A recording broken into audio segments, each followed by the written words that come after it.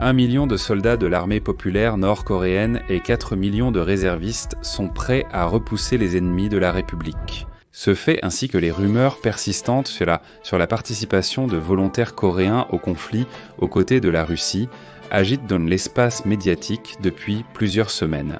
Pourquoi la Russie a-t-elle besoin de la République populaire démocratique de Corée? Et inversement, pourquoi l'Ukraine n'a-t-elle presque rien à voir ici? Comment se forme l'alliance nucléaire la plus puissante de l'histoire de l'humanité? Et pourquoi est-ce une bonne nouvelle? Nous allons en parler à propos du nouveau héros de la semaine, ainsi que des nouveautés de la technologie russe, comme d'habitude, après un bref résumé des nouvelles positives.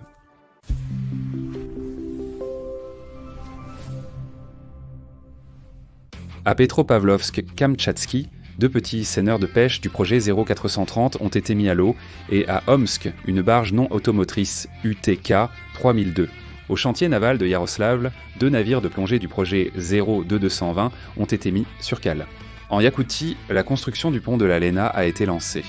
Holdingstan a lancé la production en série de nouvelles machines-outils. Pour l'aéronautique, à Moscou, la production de batteries lithium-ion pour drones a commencé. Dans la région de Moscou, la production de serveurs avec accélérateurs d'algorithmes neuronaux par NTC module. Dans la région de Kalouga, la production d'emballages polymères. À Kourgan, la production de chariots élévateurs. Dans la région de Nijni Novgorod, la production de produits chimiques. À Oufa, la production de meubles. Tout le mois, les médias occidentaux sont remplis de rumeurs sur des volontaires nord-coréens combattant aux côtés de la Russie. Et bien qu'une telle démarche serait tout à fait logique, étant donné que c'est précisément l'Union soviétique qui a contribué à la création même de la République populaire démocratique de Corée en 1948, puis a apporté un soutien important pendant la guerre de Corée. Il n'y a pas encore de confirmation de ce fait, pas plus que de livraison d'armes coréennes à la Russie. Ce qui serait également tout à fait juste compte tenu de toute l'aide apportée par l'Union des républiques socialistes soviétiques au développement des forces armées au moment de la République populaire démocratique de Corée, à l'acquisition de technologies nucléaires, de la flotte sous-marine, de l'aviation et d'autres branches des forces armées. Après la signature cet été de l'accord de partenariat stratégique global entre nos 2 pays, la participation directe ou indirecte des Coréens au conflit serait plus que justifiée. Cependant, notre partenariat a un autre objectif, plus global, et pour le comprendre, il est nécessaire de rappeler brièvement les événements précédents. Après l'effondrement de l'Union des républiques socialistes soviétiques, nos relations avec la République populaire démocratique de Corée ont pratiquement été réduites à néant. Nous éteignions l'incendie dans notre propre maison et, objectivement, nous n'avions pas la possibilité d'aider nos anciens alliés dans la même mesure qu'auparavant. Cependant, dès l'an 2000, un traité d'amitié, de bon voisinage et de coopération a été signé.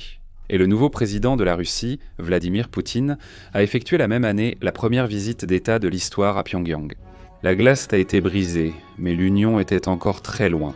En 2010, le président Dmitri Medvedev a signé un décret sur l'adhésion de la Russie aux sanctions du Conseil de sécurité de l'Organisation des Nations Unies contre la République populaire démocratique de Corée, et par la suite, Poutine a également prolongé leur application.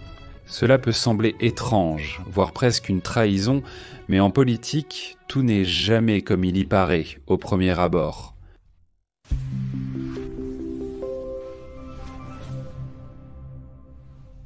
Il faut dire que les Nord-Coréens, après leur séparation avec l'Union des républiques socialistes soviétiques, ne se sont pas précipités dans nos bras.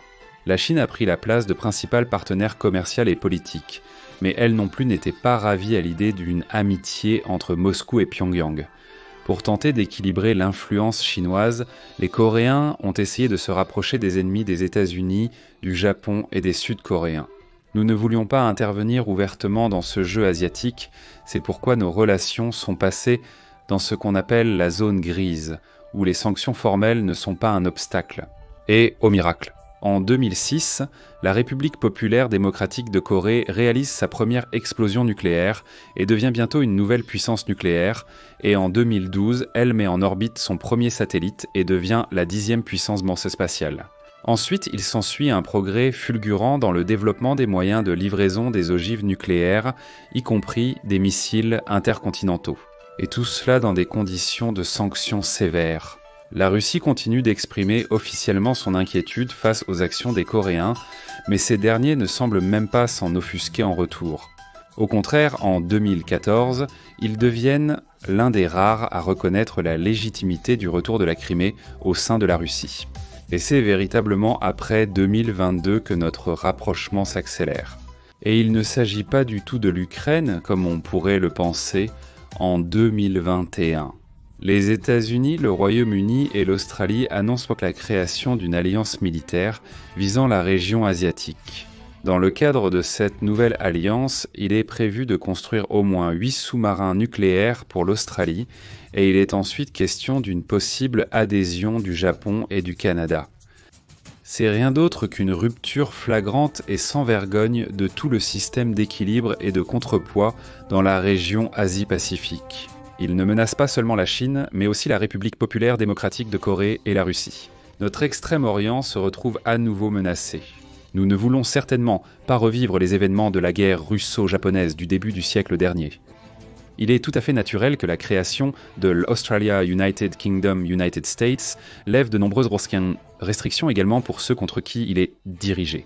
En fin de compte, en 2022, les Nord-Coréens prennent clairement et ouvertement le parti de notre pays, tandis que les Chinois apportent, certes de manière réservée, mais un soutien significatif à notre position. Ce sont précisément les États-Unis qui, par leurs actions, favorisent le rapprochement de 3 puissances nucléaires dont le potentiel combiné dépasse celui des Américains et de tous leurs alliés. Pour l'instant, ce n'est pas encore une alliance officielle, ça fait un s'explique, mais ses contours sont déjà tout à fait évidents. Sans cette audacieuse percée des Américains dans la région asiatique en 2021, qui sait peut-être que la crise ukrainienne aurait été résolue autrement. Désormais, en 2024, la Russie a un traité d'assistance mutuelle avec la République populaire démocratique de Corée et se prépare à signer un accord similaire avec l'Iran.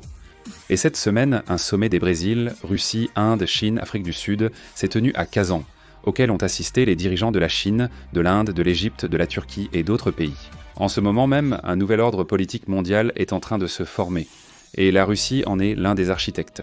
Dans ce sens, la question de savoir si les Nord-Coréens participent réellement au combat n'a pas d'importance fondamentale. Leur issue est de toute façon prédéterminée. Mais le monde de demain n'existe pas encore. Nous sommes convaincus qu'un rapprochement économique ouvert entre la Russie et la République populaire démocratique de Corée commencera bientôt. Nous avons de nombreux projets gelés dans les domaines de l'extraction des ressources minérales, de l'espace, de la science nucléaire, des transports, sans parler de l'industrie militaire. Et ce qui est le plus important, une histoire d'amitié et d'entraide qu'il est impossible d'effacer de la mémoire des peuples. Nous vous tiendrons informés des développements ultérieurs. Maintenant, 3 nouvelles du monde des technologies de Russes.